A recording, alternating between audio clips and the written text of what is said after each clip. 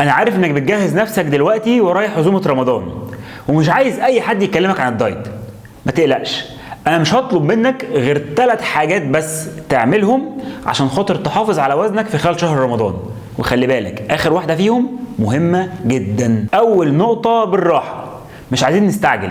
الحمد لله الاكل موجود. اول لما المغرب يدن مش عايزين ننقض على الاكل وناكل كميات كبيره مره واحده.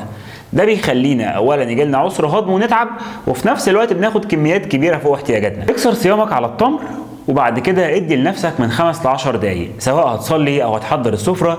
جهازك الهضمي يبدا يستعد لاستقبال وجبه الفطار. واحنا قاعدين على وجبه الفطار مهم جدا حاجه واحده بس هي اللي تشتغل. يا ايدينا هي اللي شغاله يا بقنا هو اللي شغال. يا اما بمضغ الاكل وايديا ما فيهاش حاجه، مش مشغوله بحاجه، او يا اما ايديا بتقطع وبتغرف او بتغمس الاكل.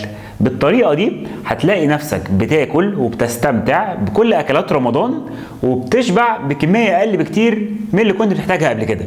وفي نفس الوقت هتتجنب عسر الهضم والتخمه اللي بتحصل بعد الفطار. تاني نقطه هوصيك عليها وهي انك ما تمدش ايدك في طبقك غير لما تكمله كله. بمعنى انك هتجيب الطبق بتاعك وهتبدا تغرف من الاصناف الموجوده عندك على السفره، واهتم الاول انك تغرف من الخضروات والسلطه، وابدا بعد كده اغرف من البروتين، وفي الاخر اغرف من النشويات والمقبلات زي السمبوسك والسبرينج رولز والكلام ده كله. وكون حريص ان طبقك يبقى دور واحد، الاكل مترتب جنب بعضه مش عامل هرم في الطبق. بالطريقه دي هتلاقي الطبق قدامك شكله مليان وعينيك هتشبع الاول، بدل ما كنا بنغرف حاجه وناكلها ونخلصها، وده بيخلينا مش مدركين لكميات الاكل اللي بناكلها وبناكل كميات اكتر من احتياجنا. ثالث نقطه هوصيك بيها وهي تفصيله صغيره لكن هتفرق معاك جدا وهتشوف نتيجتها وانت قاعد بتاكل، وهي انك استبدل الملعقه بالشوكه.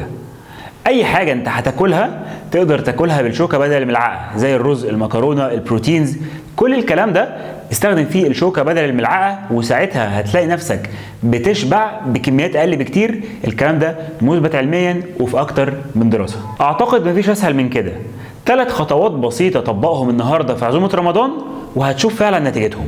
ولو انت مهتم انك تحافظ على وزنك في رمضان وفي نفس الوقت تستمتع بالخروجات والعزومات، خليك معايا، همشي معاك خطوه خطوه. كل سنه وانتم طيبين.